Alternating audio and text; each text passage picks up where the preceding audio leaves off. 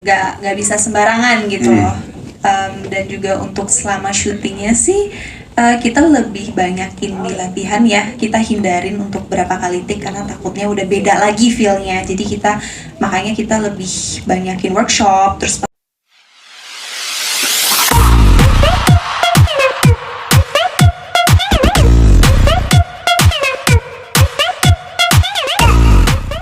Tika bawain dulu ya.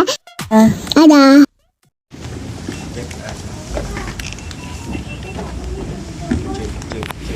Cek. Halo teman-teman media semuanya, selamat sore. Perkenalkan, saya Ari Raham, berperan sebagai Gus Afif di serial Bidadari Bermata Bening. Dan karakter Gus Afif ini dia adalah seseorang yang berwibawa, dermawan, dan juga religius. Tapi dia juga bisa kadang-kadang impulsif. Tapi karena di sini ada jumping tahun, semakin bertambah tahunnya justru dia semakin dewasa juga sifatnya. Begitu saja. Lanjut, langsung silakan. Lanjut. Hai semuanya, aku Vladimir Rama. Di sini aku sebagai Yoyo atau Raden Haryo Carloto.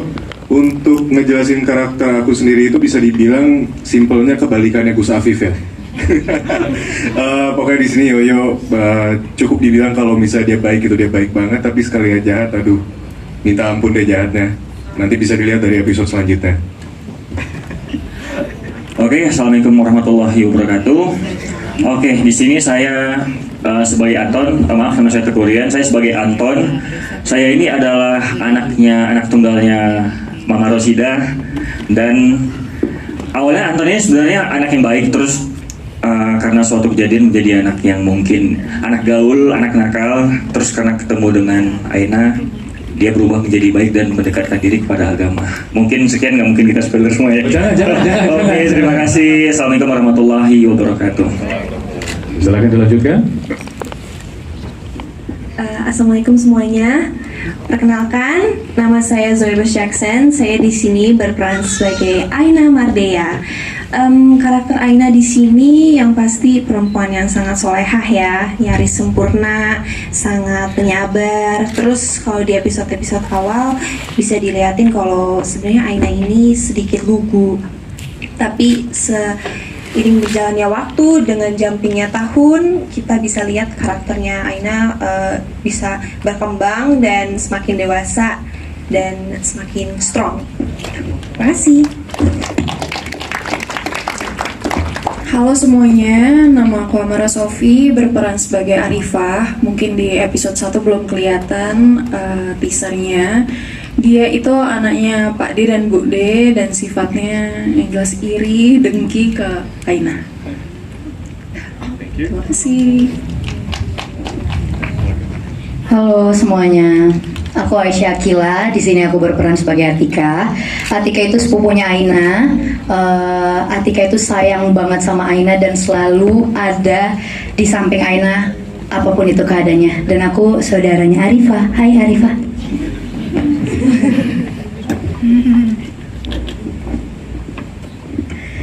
Halo semuanya. Hai. Hai. Aku Boa Sartika, Cila aku. Di sini aku berperan sebagai Rohmatun. Rohmatun ini sahabatnya Aina, ya sesama Kodimat. Rohmatun juga suka ceplos-ceplos, tapi dia sayang banget sama Aina. I love you Aina. I love you too. Ow.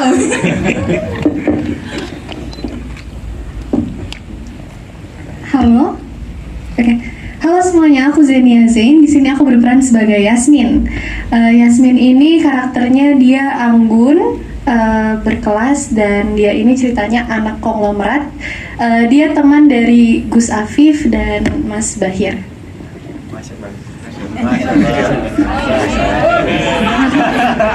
Assalamualaikum warahmatullahi wabarakatuh. Saya Kang Fauzi. Gimana puasanya teman-teman? Ya alhamdulillah. Saya di sini berperan sebagai Kiai Sobron, bukan sebagai rocker. Dan subhanallah, ini keren banget ya dapat peran yang kayak gini jadi orang lain, dan wah asik banget. Kiai Sobron itu orang yang sangat punya perhatian terhadap santri-santrinya, dan dia merasa punya tanggung jawab terhadap perkembangan pesantrennya maupun anak santri-santrinya, apalagi sama anak-anaknya. Dia seorang family man nih. Dan ya ide itu ya dia ikut di dalam ini, drama ini luar biasa nih. Penting nanti nonton aja. Ya, terima kasih. Ya. Halo teman-teman semua. Saya Fatih Unru berperan sebagai Bahir. Saya adalah sahabatnya Gus Afif. Dari kecil sudah tumbuh bersama Gus Afif dan juga keluarganya. Jadi deket banget sama Gus Afif dan keluarganya. Sisanya nonton aja lah nanti tanggal 31 Maret di Vio.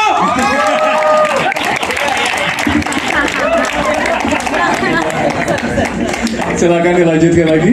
Halo, assalamualaikum warahmatullahi wabarakatuh. Saya Endita. Saya di sini berperan sebagai Nyai, istrinya Kiai Sobron.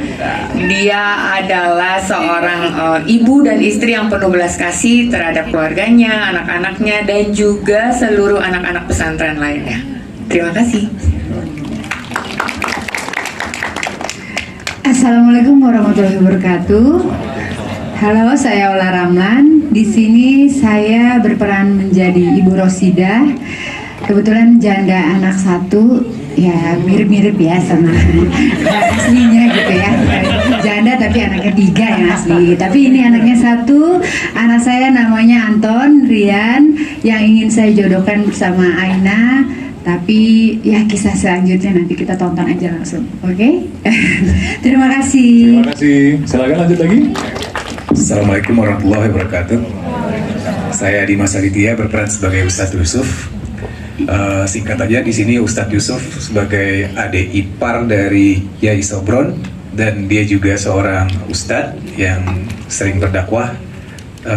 Nanti kelanjutannya bagaimana hubungannya dengan Aina bisa disaksikan di episode selanjutnya. Terima kasih. Assalamualaikum semuanya. Saya Cindy Fatika Sari, saya berperan sebagai Istiqomah, ibunda dari Aina yang di scene awal sudah dead. Tapi hubungan antara ibunda Istiqomah dan Aina ini emang sangat personal dan dekat banget, dan Istiqomah yang membekali Aina bukan dengan fasilitas dan materi ya, tapi dengan didikan agama yang kuat, dan juga dia adalah orang yang berperan penting untuk membentuk Aina yang kuat dan mandiri. Love you Aina. Love you Ibu. Terima kasih. Silakan Mas Farid. Assalamualaikum warahmatullahi wabarakatuh. Saya Farid Dermawan, di sini sebagai sutradara Bidadari Bermata Bening. Sambutan yang luar biasa. Oke, saya pertanyaan pertama ke Mas Farid dulu deh. Novel, Kak Habib baca banyak komentarnya dan juga reviewnya luar biasa. Sebagai sutradara, meyakinkan diri untuk menjalankan ekspektasi orang itu seperti apa sih, Kak? Pertama-tama memang tadinya sih nggak yakin ya sama diri sendiri buat ngedirect ini, karena akhirnya ditenangin, diajak ngobrol sama ibu produser, partner juga, ibu saya juga, Mbak Ninin Musa. Akhirnya bisa untuk menjalankan ini semua tanpa ada hambatan sedikit pun, dan semuanya berjalan dengan baik dan lancar. Deg-degannya sejauh apa sih kamu waktu itu? Deg-degannya sampai sekarang masih. Sampai tadi nonton juga masih di sebelah Mbak Dian. Mbak Dian dan Mbak Dian juga jangan deg-degan, enggak masih deg-degan sampai sekarang. Gitu. Tapi begitu mendapatkan sambutan tadi, begitu disebutkan sebagai sutradara, ada berarti agak sedikit lebih lega lah ya. Agak lega juga. Saya ke Ari deh. Ini juga tadi melihat adalah sebagai perannya kan sebagai Gus Afif.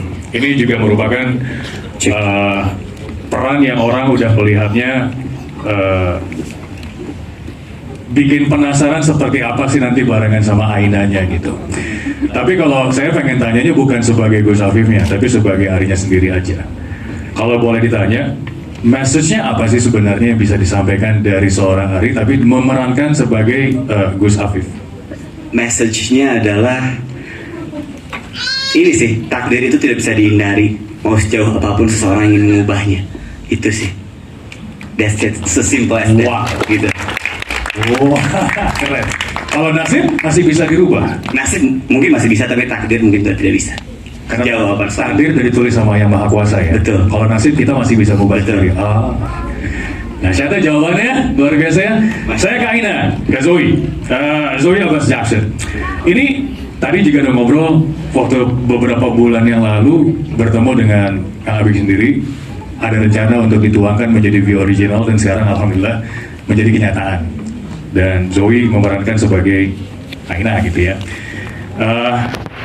Banyak pembaca yang jatuh hati langsung dengan karakternya Aina.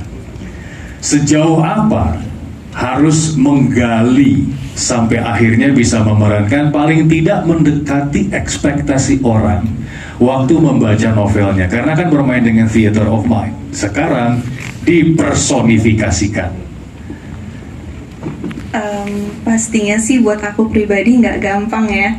Ini mungkin sepanjang karir aku ini salah satu karakter yang menurut aku paling susah. Dan jujur aku ambil project ini pun aku nggak sekali dua kali mikirnya, pasti karena ini based on novel yang begitu legend ya. Dan itu semua kebantu sama Kak Farid. Semua berkat Kak Farid. Bagaimana cara dibantunya sampai akhirnya bisa mendapatkan itu? Motivasi sih, benar-benar membimbing kita dari awal ya kan Ri, benar-benar membimbing kita, kata-kata motivasinya yang Kak Farid tuh ngerti banget dengan nervousnya aku setiap hari. Syuting aja tuh belum, dan selama reading pun aku udah nervous banget, tapi Kak Farid tuh yang selalu kayak words of affirmation tuh kayak kamu bisa, pasti bisa, nggak mungkin nggak bisa, kamu keren gitu. Dari gitu orang sih. dari luar, terus kemudian afirmasi diri sendiri menjadi realita, menjadi kenyataan. Kita berdua pun itu ya sempat nanya-nanya ke guru ngaji kita bagaimana kehidupan orang di pesantren gitu, santri-santri dan juga santriwati gitu, supaya kita bisa riset, benar-benar riset langsung nanya gitu ya. Oh wow, oke. Dan untuk bisa lebih dapat feel-nya gitu, karena kita syuting di pesantren beneran gitu kan di sini Sukabumi. Iya. Saya izin untuk menuju ke Kang Ikang Fauzi, Abah. Karena kalau dipanggil lo nanti saya dimarahin. Iya, Abah. Saya panggil Abah aja. Bah. Biar keren karakternya. Iya, Bah, izin saya panggil Abah. Biar kelihatan alim.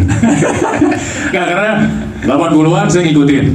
Either pakai denim jaket yang dipotong atau pakai jaket kulit yang warna hitam. Wah, ketahuan umurnya juga.